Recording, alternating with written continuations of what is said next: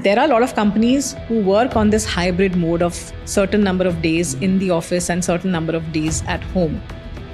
So does it at any given point impact the productivity, or you think that's a great culture to have and people should have a hybrid culture in their organization? So I have a totally different take on this, and my take is very simple.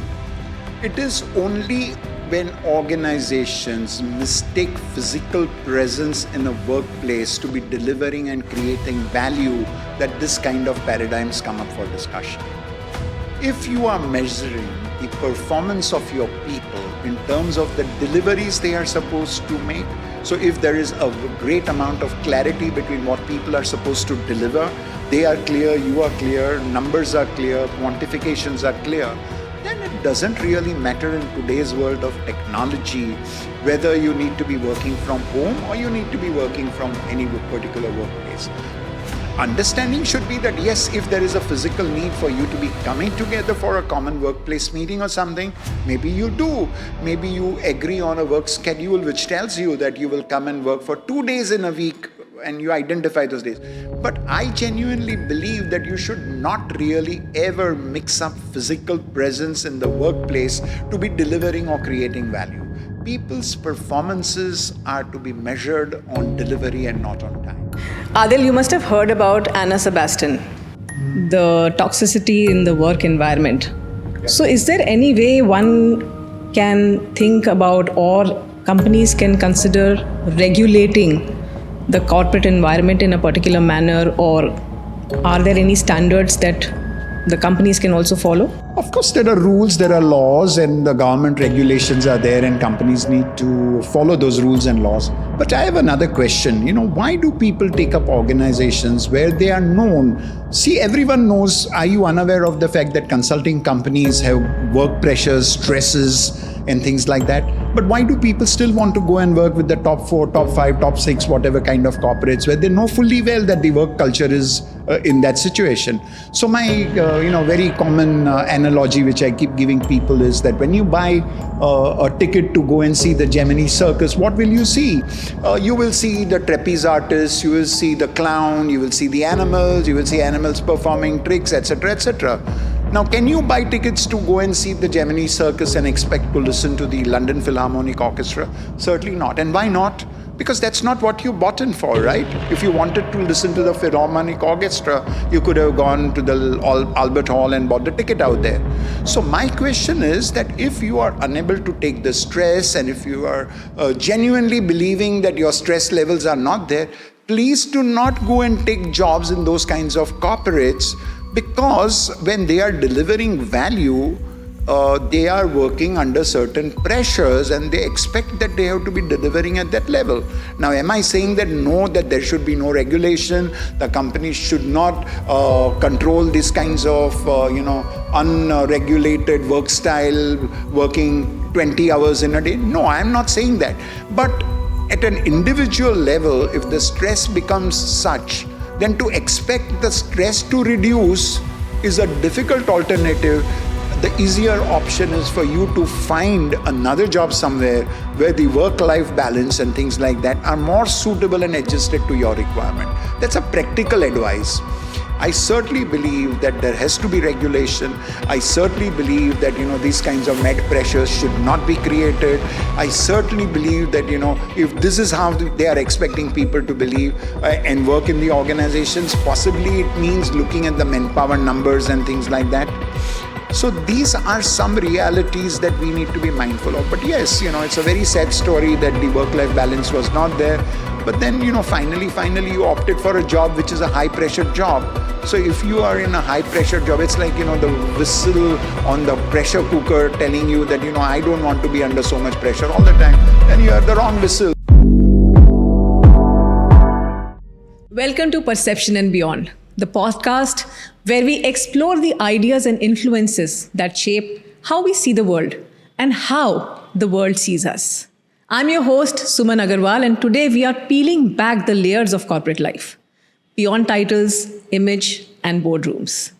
My guest is the incomparable Dr. Adil Malia, a celebrated business coach, leadership strategist, and one of India's most respected corporate minds. With over 4 decades of top management corporate experience in India and overseas, working in large, reputed, professionally managed national and multinational companies like Godrej, GE, Marks and Spencer, Coca-Cola, Essar, at board levels in areas of leadership, HR, IR, and labor laws. He brings rare insight into both businesses and human behavior. In this episode, we dive into the silent power of perception, why corporate culture is more than a buzzword, does toxicity really exist, and what it truly takes to lead with empathy, authenticity, and presence. This isn't theory, it's real talk. So let's dive in. Hi, Adil. Welcome to Perception and Beyond. Hello. And I'm really looking forward to this conversation with you, with the kind of experience that you've carried all this while as a senior professional in the corporate industry. I think we need a lot of insights about what goes on in the corporate world and how do people survive in a corporate jungle. So I think it's going to be a very exciting conversation and really looking forward to it. So, Suman, number one, thank you very much for inviting me today for your podcast. I must make a caveat, as I wanted to tell you, that I do not want to create an image that I have been all through successful all the time. I have failed and fallen as many numbers of times as anyone else would have been. But the only saving grace has been the fact that I have been very resilient and never let any of my failures hold me on for longer than some short periods of time. And then I have desired to fight back. So I don't want to create an impression that I have been a winner all through. I have failed equal number of times. And of course, thank you very much for evincing an interest to listen to the narrative of my story as we go ahead with this. Thank you very much. Wonderful. I think everybody's gone through that kind of situation, including me. We've failed, we've fallen, we've stood back, and yes, of course, many times. And that's what the spirit is all about. The true leadership comes from there, where you've fallen, you've risen, and then you've also helped many people, transform in your journey. So my first question to you is that who becomes a successful leader in a highly competitive corporate jungle?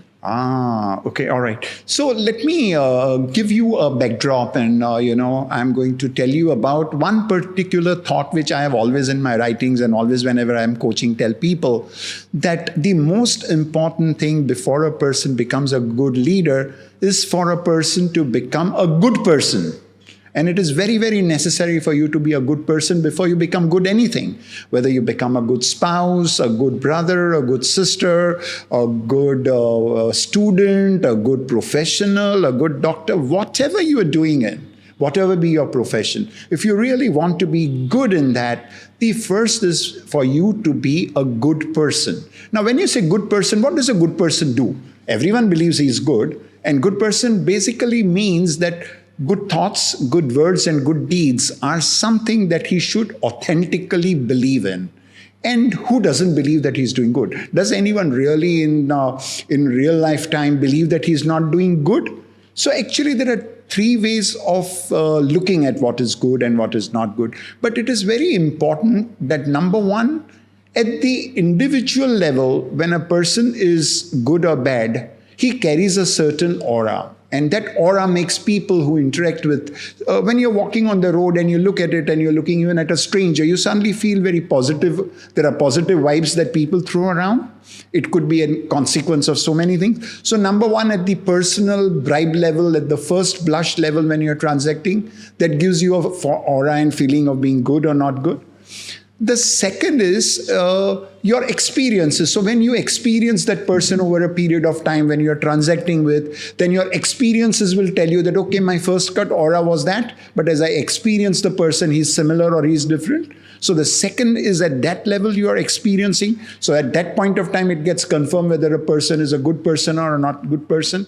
And the third is the sounds of the silent valley that you hear about the person from people who, you see, a leader is always walking ahead. Followers are always behind. So the followers, in their silent way, are communicating their perception about what that leader is about. So for a good, successful leader, what are the six? In fact, I've written a lot about this. At some point of time, you can check on the social media. There are 6 kinds of evaluations that the silent valley throws voices about you. So the silent voice of the majority creates a collective consciousness about whether you're good or bad. Number 1 is, are you fair in your transactions? And that determines whether you are a successful leader or not. Do people generally believe, those who are transacting with you, do they believe you are fair? Number 2 is, do they believe you're upright? What is your level of integrity? Are you indulging in integrity, or are you doing some under-end things but keep pretending that, oh, you're so fair and you're so good and everyone else, I'm so honest, but your transactions does not show uprightness. The third is competence, very, very important. Do people believe you are competent to do the job which you are tasked to do? If they in their assessment, नहीं यार ये खाली उसको वो पहचानता है किसी और को, he knows someone else, and as a consequence of which he's sitting in a chair, at some point of time they're not going to take you seriously, you won't be successful. So your work and your ability to deliver and create value for the role in which you are appointed, do they believe generally that you are competent to deliver and create value? That's a one of the third very critical voices that you will hear from the people. The fourth is, are you kind? Because a leader is supposed to be successful, but only when he's kind. Here, a leader has to be generous. And this is the point where the sympathy in leadership has to emerge. Is a leader sympathetic? The next point, very critical, is he empathetic? Is he able to understand my emotions? He may give sympathy, but he's not able to give me empathy. So is the leader empathetic? And the last point is he dependable? Now, these are the 6 very critical voices. You don't know where it comes from. It comes from the silent valley of people who have transacted with you and things like that. Now, the 3 levels which I told you was, number 1, when you personally saw him. Number 2, when you personally transacted with him. And third is when you hear the echoes of the voices from the silent people who have transacted with him. Are they all aligned? To the level and degree of alignment, that determines the success of a leader in the real corporate world. Everything else is superficial. Everything else is limited to a time. Maybe you're a successful leader for a short burst of time. But real authentic leader has a high degree of alignment on all these 6 elements at your personal level, at your experiential level, and at the collective voice level that you hear. So how do you identify an authentic leader in a corporate world? So this is where exactly what I was saying is an authentic leader who is not seen as pretending. So when you experience, I don't think so, beyond the surface level, you will be able to carry your pretense for the longest period of time. You cannot. You can pretend for a short period of time. You can pretend to be sleeping for a short period of time. But it's only when you're actually sleeping that you're sleeping, right? So in the same way, when you're acting out a script and things like that, it will get known at a point of time. So the real competence is when the person who's doing and delivering value is able to create value for the role that he's appointed it, and the people who are transacting with him tell you that he is fair, he is empathetic, he is sympathetic, and all of that what we talked about. Now, I have a very funny kind of model, and I use the acronym of my name to be able to deliver the point and for nothing else. So as you know, my name is Adil. So I'm saying is, who is the real leader? Who's an authentic leader? So he says an authentic leader has to be agile. He needs to have drive. He needs to have innovative style. And he has to be a continuous learning student. So agility, drive, innovation, and leadership and learning are the critical ways, because what is a leader really supposed to do?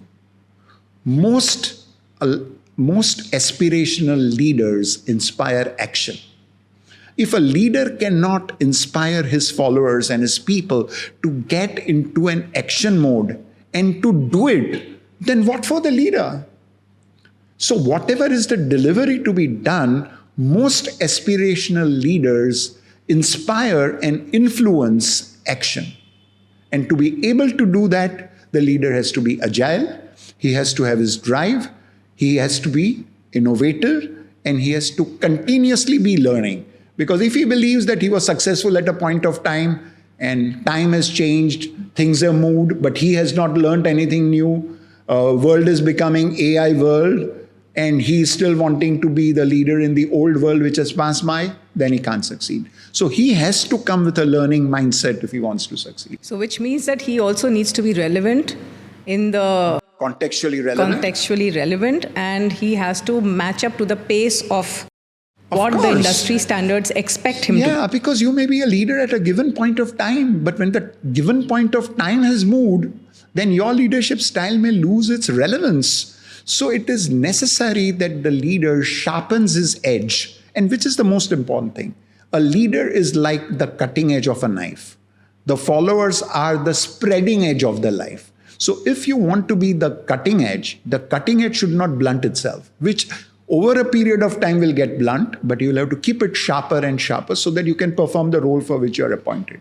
So that is very important, that you have to sharpen the edge of your own learning and leadership so that you remain relevant to be able to lead the teams and fulfill the value creating role you are in. You've been an experienced professional and you've been in the corporate world since years. Many years. Over I don't want to tell you the number decades. of years because it can then I don't want to ask you tell either. you my age and my vintage. So I want to ask you that what could be a blind spot in leadership? The blind spot in leadership is about the leader believing he knows everything. All right? See, what happens over a period of time, willy-nilly, wanting or unwanting, there is a power association with the role of a leader. And when a job has to be done in an enterprise, when you're driving value and you're taking decisions, at that point of time, the power is required for you to be delivering. That power makes you believe that whatever you are doing is right, and whatever everyone else is saying, actually you don't want to even hear because there is no time for you to listen to what they are saying. So you start believing that whatever you are doing is right. And actually, there's a very beautiful book, and I don't know if you have ever read this book called Fooled by Randomness. The success of a leader is the cause of his fall, because he starts believing over a period of time that whatever he is doing is the right thing. And as a consequence of it, next time the challenge comes, he tends to repeat doing the same thing. So your success is the cause of your failure. You are fooled by the randomness of your previous success, which makes you repeat what you did without understanding the contextual relevance of what needs to get done. And as a consequence of which, the medicine that cured you of your headache may not necessarily cure you of your backache. And that's where your problem begins. Which means that if a leader is a constant learner, a learner for life, then he is a true leader, because then he's also taking feedback, improving on his feedback, and at the same time also understanding what are the nuances to continue. Absolutely. You're so right. Yes. Actually, a good leader is a listener and a storyteller. Now, they are very, very contrasting, because when you're listening, how do you tell a story? But if you're a good listener, only then you can be a storyteller. Correct. So a good leader has to be first a good listener, because number one is half the challenges and problems that people bring to you, Suman, are actually ones where they have their own solutions. All that you have to do is listen to them, give them a certain empathetic hearing, make them believe that you are listening, and not make them, why? Make them believe. Actually listen to them, help them identify their solutions, anchor them, and then tell them success stories. Then tell them stories about how others have done it, how could it be handled in a different way. So an effective leader is an acute listener. He diagnoses, and then he becomes a very intriguing and interesting storyteller. I should be able to then hold your attention by trying to tell you stories which will make you believe, my problem has an answer here. I think the most common problem is that most people hear and they don't listen. And when they hear, they're also building up A narrative. the version that they want to speak in front of the person who they are hearing and not listening. And They are just planning to give solutions rather than listening to the person wholeheartedly. Right, so right. In fact, so many times people who do coaching, and when we see coaches, and these days everyone is a coach. So when we look at coaches, and so we ask them this question, and they are all theoretical champions. So he's saying, I'm trying to get into his shoes. Now, the first question I ask them, have you removed your shoes? When you want someone to get into your shoes, or you want to get into someone's shoes, you have to first learn the art of removing your shoes, because the person who is talking to you or is seeking coaching advice from you is not wanting you to solve the problem. So don't make him wear your shoes. You remove your shoes, get into his shoes, understand his reality, understand his characteristic, understand his personality, understand his contextual challenges, and then handhold him to find the solution. That's so true. So true. I mean, I think a lot of times this is the problem when people are not able to give solution, and the client is not even satisfied with the coaching solutions that they get. Sure, Suman, most of them says, I would have done it like that, but you are not doing it, right? You are not here. That's not your role. It is his role to do it. Your role is to understand why he is finding the problem, why he is not able to overcome. How will you help him understand his realities and help him understand his challenges, and then help him muster his inner resources and energy to tide over the problem? So it is not about you saying, I would have done it that way. Then you are not a coach at all. Very true. Very true. So when we talk about personal branding, Yep. is the perception of a leader more important than perception of a company or a brand? Not at all. They are two different things. And number one is that reality is a little later reality. The most important reality, the corporate should have its brand and the leader should have his brand. So the best is a situation where the corporate has a well-recognized brand for being a professionally managed company, and the leader has his brand of being a professional brand manager, reflecting fairness, uprightness, competency, knowledge, empathy, sympathy, and dependency. So when the leader brings that brand, he automatically also conveys a message that if he's a leader in that organization, obviously the organizational systems, processes, culture, belief would be positive. If the leader is positive, he is not going to foster negative environment. So the enabling environment in the enterprise is influenced by a positive leader. So therefore, a positive leader inspires development of an enabling environment which is facilitative and positive. So there is a very close relationship. Not that one is important. A positive leader in a negative culture can do nothing about it. That is where it ends. Absolutely. You need both. Adil, we all know that politics is an unspoken reality in organizations. So can somebody rise without getting into or getting succumbed to the politics that happens usually in some of the corporate? I would not say all, but Suman, some. I have a totally different take on politics. When you are talking about a leader is a person who's supposed to take decisions on resources, resource allocation, who will do assignments and who will not do assignments, who will do which assignments, who will not do which assignments, who will grow, who has been performing well, who has not been doing well. So actually, inability of the leader to not understand the organizational politics is actually the cause of his failure. So when we are interviewing at senior levels, tell me that I am a leader who does not believe in politics, and he thinks that he's scoring a brownie point in an answer of that kind in an interview, I tend to believe that that's a wrong answer you give.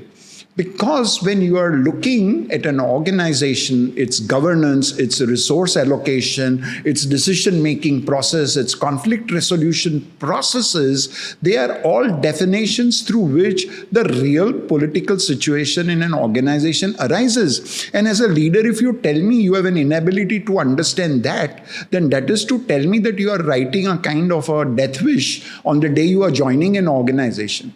So am I telling you be political? No.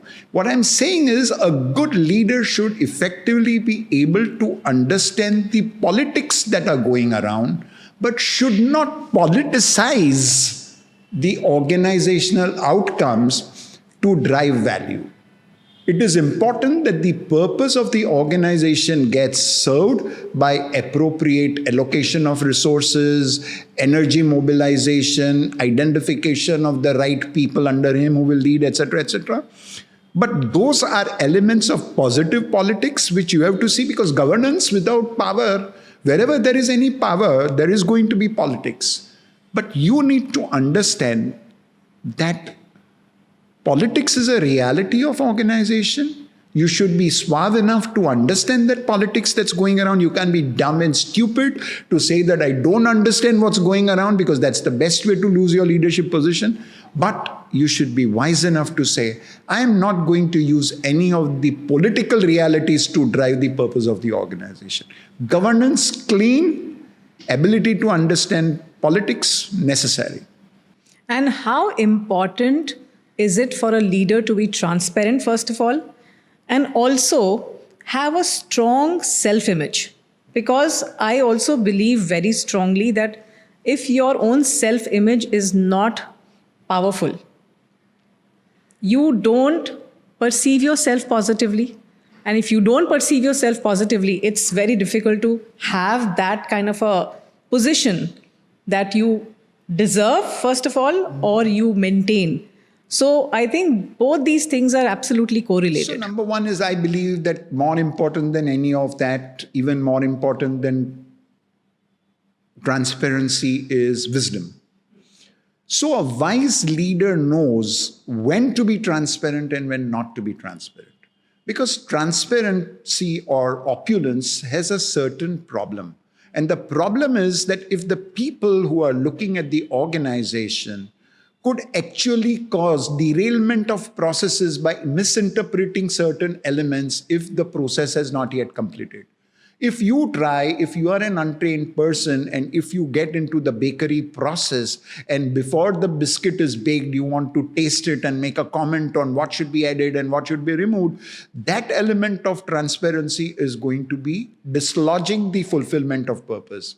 So a wise leader knows, because he's wise and because he has values and because he has all of those elements which make him great, knows how much of transparency and where should transparency not be there, where should he take the leadership.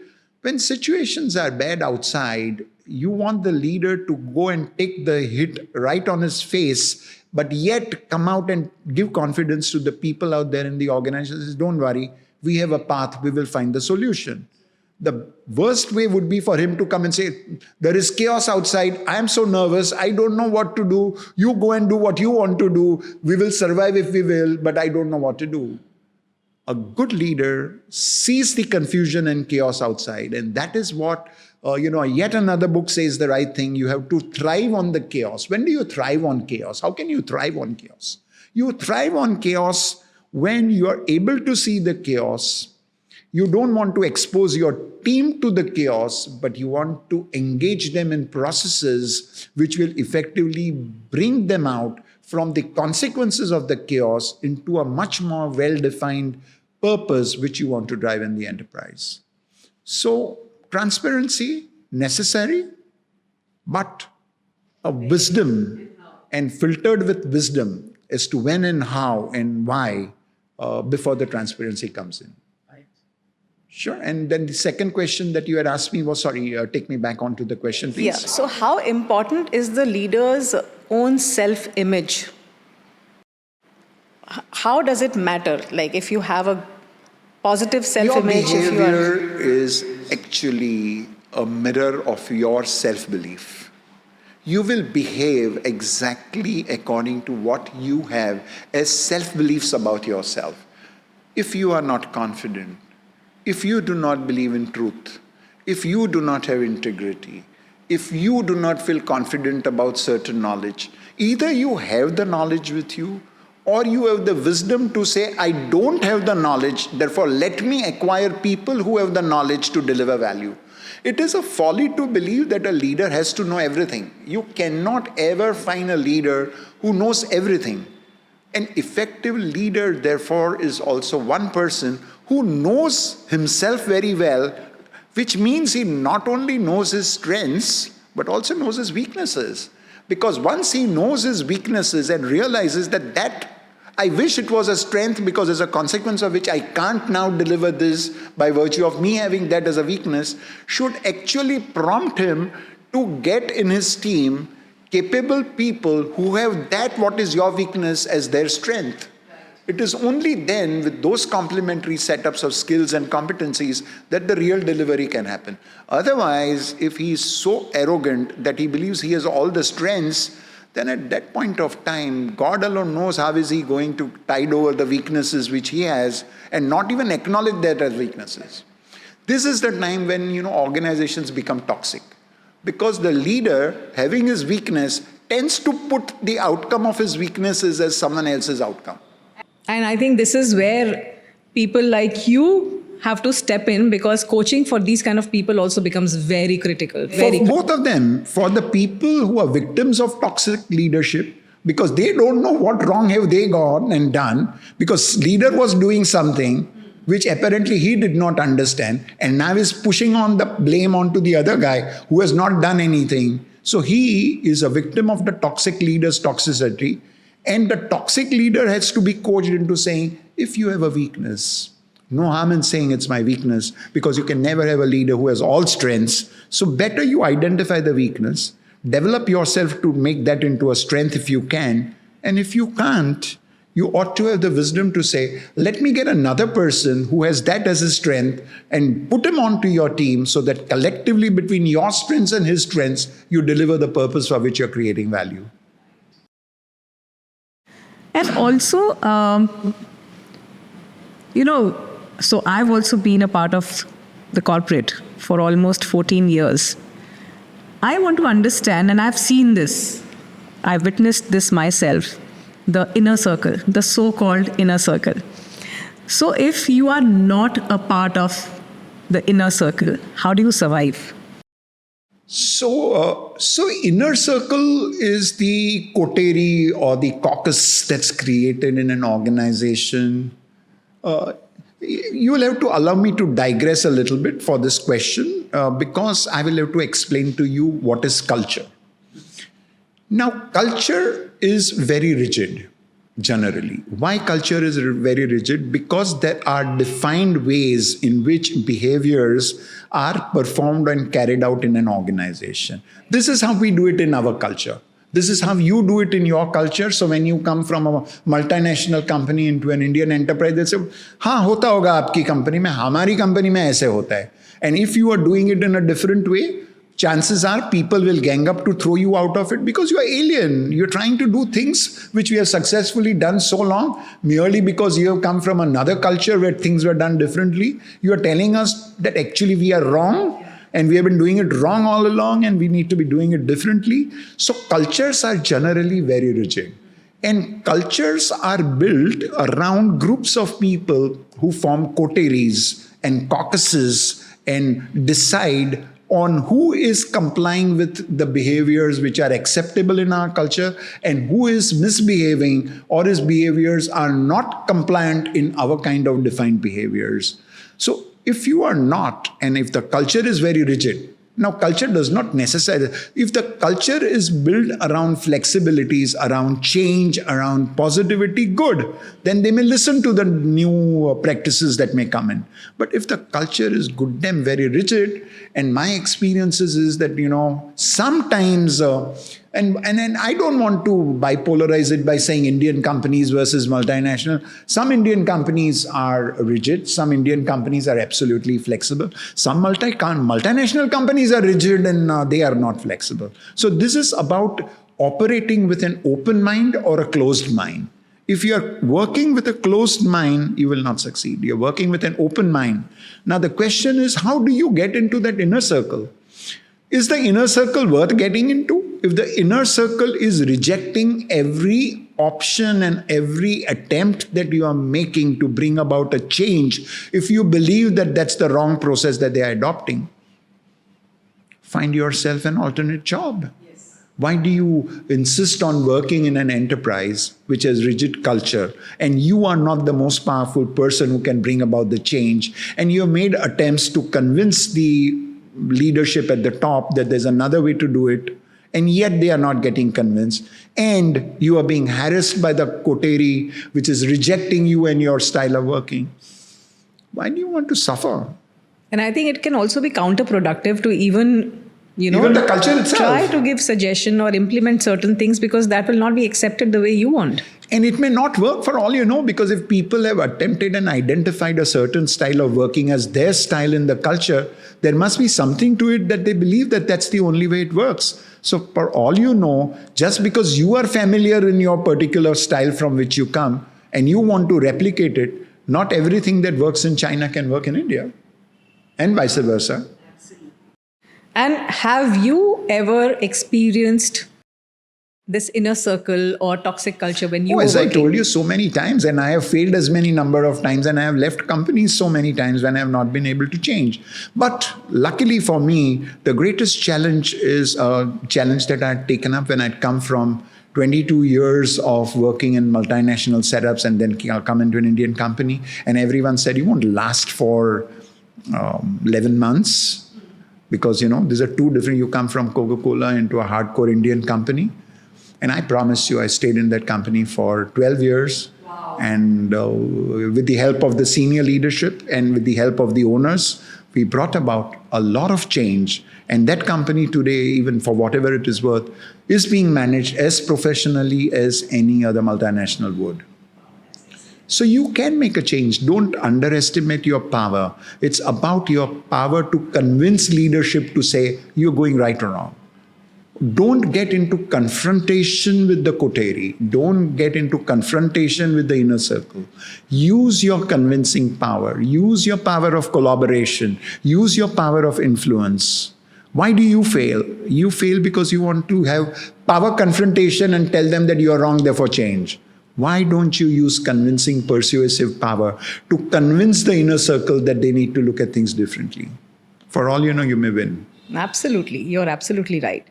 So what advice would you give to people who are stuck in an insecure, manipulative, or rather insecure, manipulative or credit-hugging bosses? If you are like stuck Toxic under them. bosses. Yes, toxic bosses.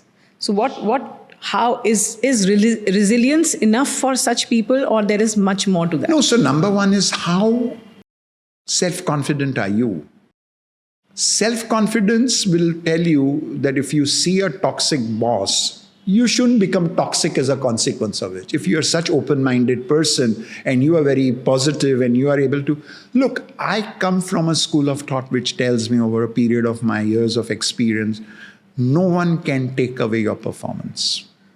Performance is like the bright shining sun, and a cloud may come for a short while in front of it, but if there is a bright shining sun right in front, automatically the rays of the light will penetrate the clouds and you will start showing. Let your performance accelerate itself in such a way that it will show up behind anyone's attempt to close it down. I've heard so many times people coming and complaining, ये सब credit तो ले रहे हैं लेकिन पीछे काम कौन कर रहा है आपको पता नहीं है, सबको पता है. Everyone knows about it, and you can succeed in doing it for a short period of time. You can never build a career on trying to take away credit from someone else. At some point of time, your work, your efficiency will show up. Now, how much is your resilience and how much is your patience? Of course, if you are not resilient, you will run away. But that is about your own insecurities, because you are believing, okay, now my world has come to an end. First 3 times my work has been taken away and he has taken the credit, so what will I do? The problem is yours. The problem is your insecurity. Why are you so insecure? Continue to do. Actually, the best way to do is, and this is what I have been coaching people, make your boss so dependent on you, make your toxic boss so dependent on you, by making him believe that you are working for his growth. He should believe that you are very much required because you are going to help him grow. Don't make it a confrontational battle. Either I will grow, it's my work, or it's your work. No. Your work, you are delivering to your boss, and I'm going to help you deliver it efficiently. So when you build your career, you want that guy coming along with you to help him perform better for the future challenges and for the higher positions. So, which means that some element of diplomacy is also required when you're working with such self-belief. toxic bosses. This is much more about what question you asked me previously. What is your self-belief? Why do you evaluate the situation to be him or you? Both of us, he's incompetent. I'm going to make him look competent with his boss so that when he grows, I will grow along, because he can't afford to keep me behind, because without me, he will not succeed. So true. And that's such a important information that you've shared here, because a lot of people suffer in silence and they don't talk about it, and it also impacts their mental health, self-confidence. But at the same time, if you just change the narrative a little bit. Absolutely. I'm just coming to it. My next sentence to you was going to be, it's all about the narrative that you've fed yourself on. Change that narrative. Look at it far more objectively. Be sharp. See how you can make the most out of the situation. And then there is no toxic world. If you are the positive person, toxicity can be actually diluted and you can work for a much better world in collaboration. Don't be confrontative. Very true, very true. And those are like the real gold Thank words. you. Adil, I'm sure you must have also seen that before COVID, the culture of work was very different. Everybody used to come to office and have the same 9 to 5, 9 to 7, 9 to 9 routine. But post-COVID, the mindsets and the culture has changed drastically, especially during COVID when people used to have this work from home culture. Now there is a natural expectation that even post-COVID, they should be given work from home kind of responsibility. So, and there are a lot of companies who work on this hybrid mode of certain number of days in the office and certain number of days at home. So does it at any given point impact the productivity, or you think that's a great culture to have and people should have a hybrid culture in their organization? So I have a totally different take on this, and my take is very simple. It is only when organizations mistake physical presence in a workplace to be delivering and creating value that this kind of paradigms come up for discussion. If you are measuring the performance of your people in terms of the deliveries they are supposed to make, so if there is a great amount of clarity between what people are supposed to deliver, they are clear, you are clear, numbers are clear, quantifications are clear, then it doesn't really matter in today's world of technology whether you need to be working from home or you need to be working from any particular workplace. Understanding should be that yes, if there is a physical need for you to be coming together for a common workplace meeting or something, maybe you do. Maybe you agree on a work schedule which tells you that you will come and work for 2 days in a week and you identify those days. But I genuinely believe that you should not really ever mix up physical presence in the workplace to be delivering or creating value. People's performances are to be measured on delivery and not on time. In office, what you see people present doing is that at times they may be still doing their social media while sitting and warming the office chairs, and you're so very comfortable and happy. Okay, now everyone is out here. So what did COVID do? And I believe that COVID was the one of the biggest tectonic workplace shifts happened during COVID. Because people who are not familiar with the conferencing technologies perforce started getting familiar with these technologies and realizing that you don't need to be at the workplace to be able to deliver and create value. Why do you need to be physically there when the work is getting done? Now, there are certain people who are not working, who will have their son doing some click-ons with this. Well, what were companies and HR departments doing Rangoli competitions, and then to believe that, oh, because you are on the computer and participating in some online Rangoli making competition, so therefore you are present and doing some work? That's not really what you're going to deliver, right? So if you're focused on the delivery to be made in an organization, and if the people are able to deliver that for you, whatever for then are you bothered whether they are operating from home or they are operating from workplace? There are certain jobs which require physical presence. So say, for example, hospitality industry cannot have people serving people from their homes. So wherever the value chain necessitates you to be operating from the workplace. Otherwise, what is the great need for people to be out there? Data analytics guy, why the hell does he need to warm your chair in your office, and you pay for the furniture and you pay for the infrastructure and you pay for his travel and all, when actually he can deliver greater and better value sitting from home? Adil, you must have heard about Anna Sebastian, the toxicity in the work environment. Yeah. So is there any way one can think about, or companies can consider regulating the corporate environment in a particular manner, or are there any standards that the companies can also follow? Of course, there are rules, there are laws, and the government regulations are there, and companies need to follow those rules and laws. But I have another question. Why do people take up organizations where they are known? See, everyone knows. Are you unaware of the fact that consulting companies have work pressures, stresses, and things like that? But why do people still want to go and work with the top 4, top 5, top 6, whatever kind of corporates, where they know fully well that the work culture is in that situation? So my very common analogy, which I keep giving people, is that when you buy a ticket to go and see the Gemini circus, what will you see? You will see the trapeze artists, you will see the clown, you will see the animals, you will see animals performing tricks, etc., etc.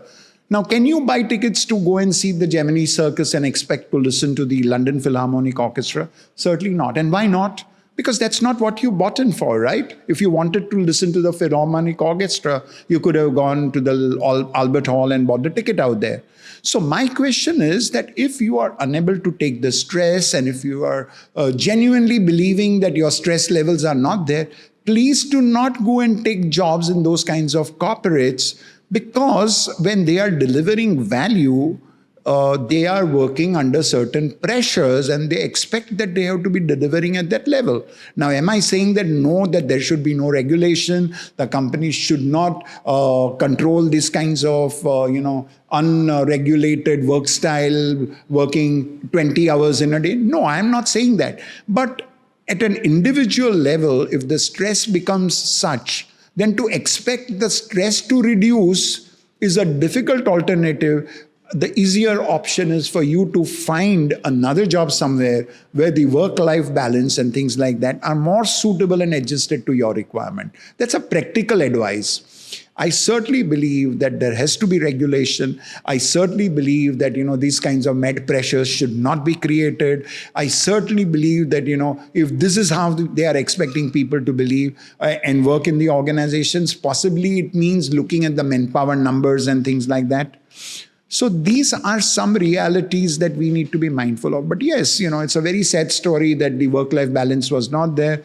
But then, finally you opted for a job which is a high-pressured job. So if you are in a high-pressure job, it's like, the whistle on the pressure cooker telling you that, I don't want to be under so much pressure all the time. Then you are the wrong whistle. Then you become a policeman's whistle rather than a pressure cooker whistle.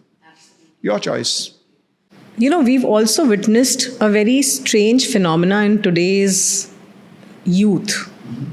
Especially, we are not able to understand. In fact, a lot of people are not able to understand that what is today's youth looking for. Are they looking for work-life balance? Are they looking for high-paying salaries, jobs which pay, really well? Because what happens is that there is a very frequent job change. Sure. That's a culture which is coming up, and they have planned that today they want to be in an organization, and in, say, 1 year down the line, they want to change and see something where they can be paid higher than what they are getting here. So the culture where people used to stick around to a job for like 5 years, 6 years, 8 years, that culture is missing today. And what could be the primary reason? Because, of course, it could not be just the salary or the remuneration or the growth. There could be something else that determines this kind of change in the mindset of today's youth. So let me shock you out. There is a lot of research done on this kind of a subject, on trying to find out that what will be the number of jobs people will change in the future. If I were to ask you that a young management graduate in 2040 will make how many job changes in his career, what would be your answer? 4? 3 or 4? 3 or 4? And let me shock you out by saying that the answer is over 100. What? Yeah. And why? See, the situation is very simple.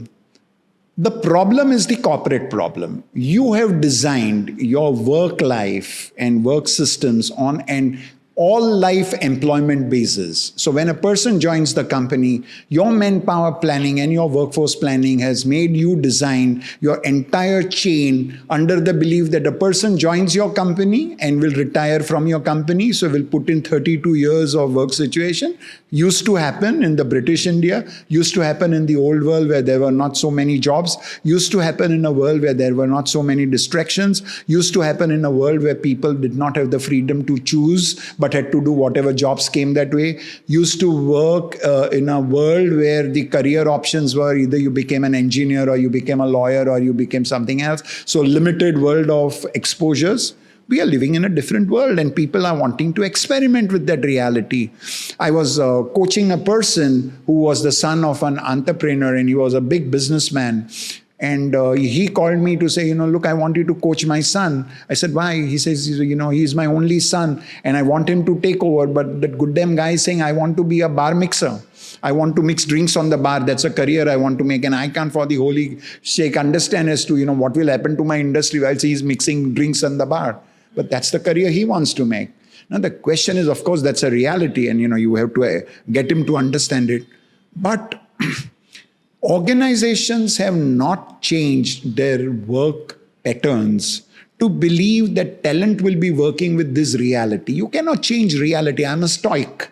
You have to accept the reality and then change your design to be able to match it. So if people are going to make X numbers of changes, forget the 104 in some 25 years from now, but if they are going to change 10 jobs or 15 jobs in their career, design yourself, design your work around that to make it look like every 2 years a person is going to leave his job. I'm going to see how I can maximize my value from his contributions during those 2 years and then constantly be on a lookout to replace him. In fact, if he doesn't go out at the end of 2 years, I will, unless he is very good and has strong reasons, I will try to induce him to leave my system because the entire value creation cycle is designed around a short burst. Do you want him to run marathon? All races are not marathon races. Some are sprints. So design change in the kind of requirement you have from your workforce is one of the most critical things. You don't change that. You work on your work patterns which were designed in 1940 and then you want most important thing is that you cannot win wars of tomorrow with weapons of yesterday. You have to change the path. No amount of emperors and kings who were great warriors with knives and cannons can today win a war which will be fought. None of the battlefields that they have been familiar with. So therefore you have to change the scene. You don't change it, but you want to grumble about it. That's your problem. But tell me, if somebody, like for example, if an organization still wants their employees to be retained for a longer period of time, what kind of culture should they bring into their system with which they keep the employees highly motivated and, they should stick around so that they should stick around for a little longer period of time? Recognition, disengagement, and disconnection. These are 3 criteria and reasons why people leave organizations. This whole mumbo jumbo about leadership is all important. But number 1 is, why do people leave? I leave when I'm disconnected. I don't know what am I doing. I'm coming every day. I'm working. I'm adding some value somewhere which someone tells me, but I don't know what is my role and how is my role connecting to the larger journey that the enterprise is making. I'm disconnected. It's the classical story of the guy who's who's a bricklayer, not knowing that he's building a chapel, and another guy, when he knows that he's building a chapel, the bricklayer who knows he's building a chapel is going to be more enthused and more engaged in trying to do his job well than the guy who doesn't know and he thinks his job is coming every day and putting some bricks in a place and putting layers of cement and concrete on it. Why? Because he is disconnected with the purpose. So it is very important that organizations, if they want motivated people to stay on, they should connect the people doing the jobs to the larger purpose of the organization. Engagement, the entire universe of processes, systems, programs that make people contribute their discretionary energy. What is discretionary energy? 6 o'clock, your shift gets over. 6:05, client comes in. What do you tell the client? Now, you rightfully can say it's time for me to go home. And you have the option to say no. So what? One more client has come. I'm going to service the client. Discretionary energy is that energy that a person who has the option to shut the shop and go home decides to not shut the shop but deliver in rendering the customer service. He uses his discretionary energy. That's the sign of engagement. Now, if you want people to contribute that discretionary energy to create value, then you have to create the enabling environment which recognizes him, which motivates him, which engages him, not only him but his family, creates an entire purpose around him, makes him a partner in the wealth creation journey, and all of those. You don't want to do that, but you want him to wait for 5 more minutes? No. Next day morning when he comes late, what do? You tell him, no, you came 5 minutes late, but I worked and served the customer for 3 hours after that. You didn't measure it. Why should I do it next time? So you demotivate people from contributing their discretionary energies and then keep saying people are disengaged. And then when they are disengaged, what do? They leave the environment.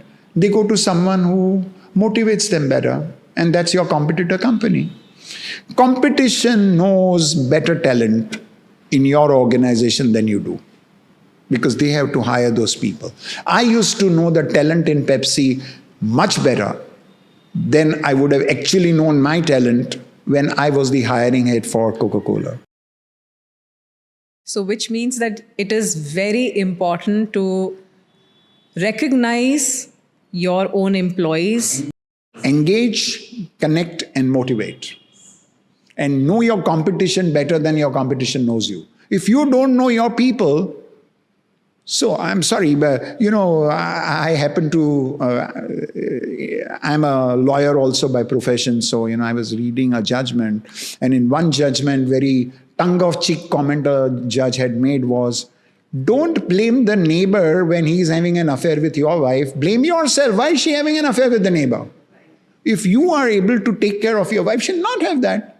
So therefore, if you are able to take care of your people, if you are going to be able to engage with them well, you motivate them, you give them meaningful jobs, you recognize them, you pay them well, you train them well, you retain them well, you get their families engaged well, why would he want to leave you?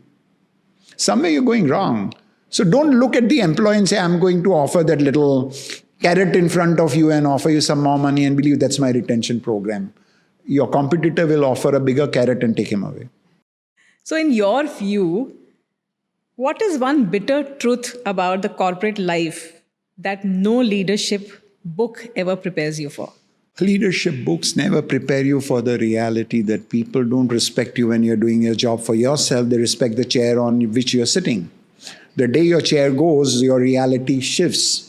So many corporate leaders I have seen disillusioned, and I have been invited to coach them after they have left their chairs and moved on to different roles, because they don't tend to recognize the fact that they are no longer in chair. And all those people who used to give you all the salutes and the salams, no longer really beyond the first few months out of courtesy will really give you that recognition.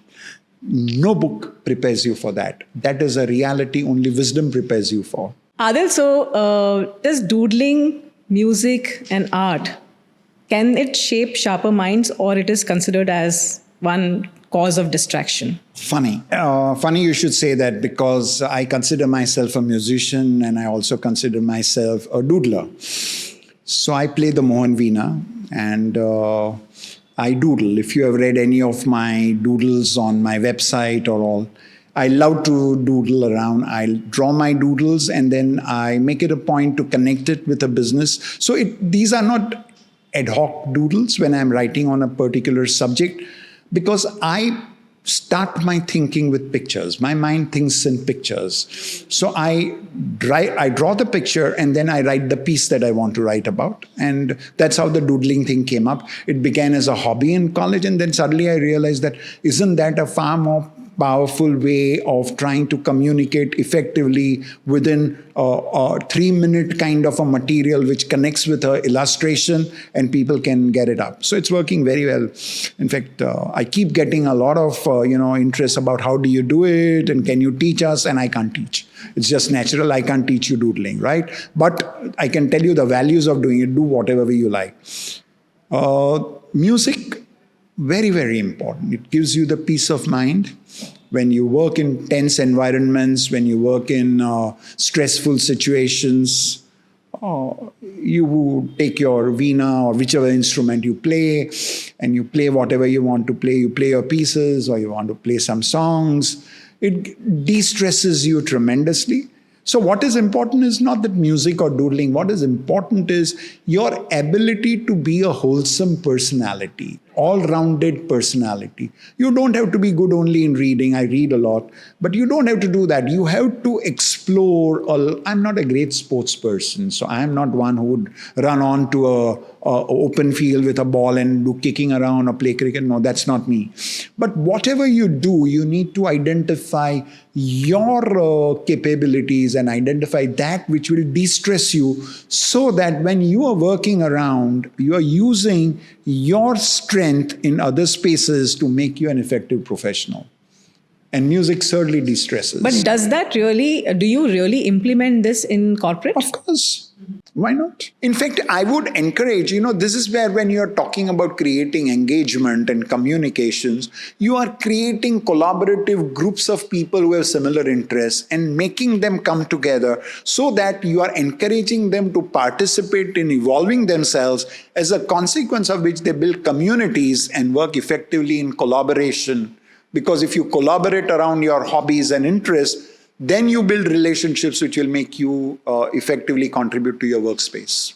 So I want to ask you that, according to you, who is a very good or rather effective leader? You see, this is one question which who's the most effective actor? Who's the most effective leader? We keep asking. There are so many. You will think of 100. Because, today, the same kind of questions. What are the competencies of effective leaders? 500 competencies we can call. If you tell me this, I'll say, but why not that? If I tell you that, you can tell me, why not this? So the important thing is for you to be able to deliver value. And I believe Warren Buffett is one of the most effective leaders, because I have seen him working when I was in Coca-Cola, and he used to be the largest investor of Coca-Cola, and he used to come and address us on the annual events and things like that. I can tell you he's one of the most effective leaders, very humble, but very arrogant. You deliver and he makes you a king. You don't deliver and he'll make you out of the company within some 2 hours of time. Now, very important. He is able to create value, he is able to deliver value, and yet be as humble to be able to contribute to creating social environment and fulfill his social responsibilities. What better sense of effective leadership you'll want? He's creating value for himself, but not spending luxuriously. He does not have a 2,000 crore or a 10,000 crore wedding for anybody in his family, but at the same time makes tons and tons of more money and contributes it for social causes. Wow. That's amazing. It's amazing. Adil, how do you deal with passive-aggressive team members or stakeholders who don't say no, but at the same time would not even move ahead or say yes to anything? Yeah, that's a challenge that every change leader faces, and I have in my corporate world faced. And now as a coach and a consultant, I keep getting called by companies. Why are we not able? Why is our leader not able to convince people? Why is this change not happening? He's the right leader. He seems to be making the right noises, and yet, he's not able to deliver.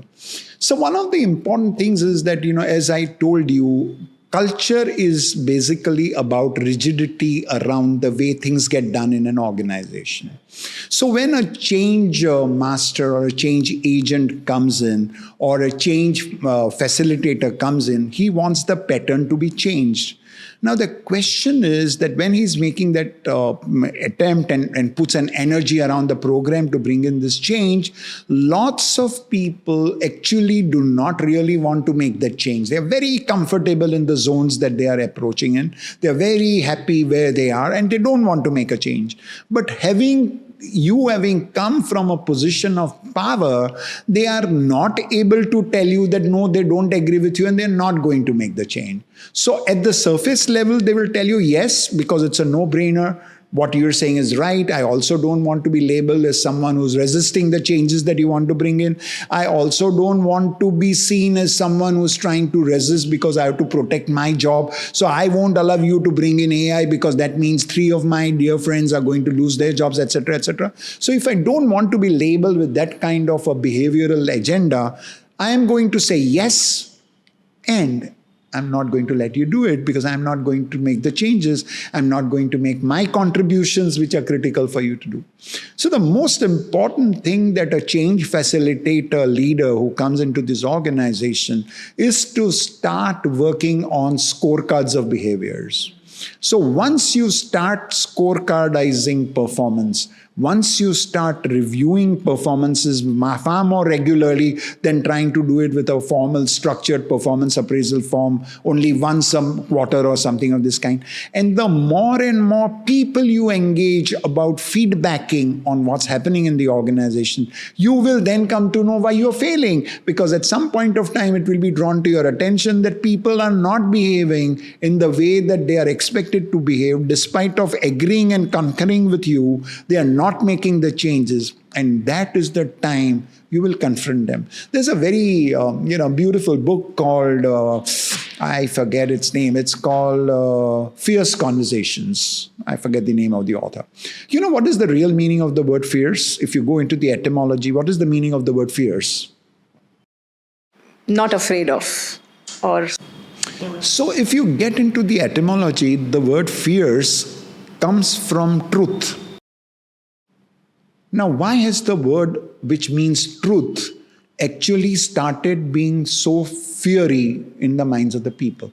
That is because truth at some point of time starts scaring people, because when you have those fierce conversations, reality will come out that you are actually not doing what you are saying, and therefore you are a culprit of misbehaving in a given organization, which you don't want coming out, right? If you're working in an organization, leader has said, do it this way, I'm subtly, passively not doing it. I don't want that fact to come out. I want him to know that I am also doing what he is saying. But when the reality of performance comes naked, straight on my face, creates fear in my mind, and therefore you succeed in handling those kinds of passive players by fierce conversations, factually correct, behaviorally evidenced, and then you will see how change will happen. I think the worst thing what people face in an organization is having politically correct leaders. Politically correct leaders? I thought that leaders drive the political agendas. But yes, I mean, people who are politically correct in the sense that they would say yes to everything and not do anything. And if the leader wants that, he should also be sure about the fact that the people who are contributing to his success will contribute to his failure. So true. Because then they can't Very contribute. True. Very true. Absolutely. Absolutely. So tell me, Adil. So, sorry, but I wanted to quote Victor Hugo. So Victor Hugo in this context once said, you laugh at me because I'm different. I laugh at you because you're all the same. That's so amazing. That's so amazing. Very meaningful. Why do you want me in your team as one more member saying yes? Because my saying no is not making a difference. So why do you want me in the team at all? And I laugh at you because why do you need so many people to tell you yes? Adil, now we come to the last segment, which is breaking the mirror segment. And I would like to ask you that what is that one myth about leadership that you would like to bust today? Myth about leadership that I would like to bust. One is that leader is the doer.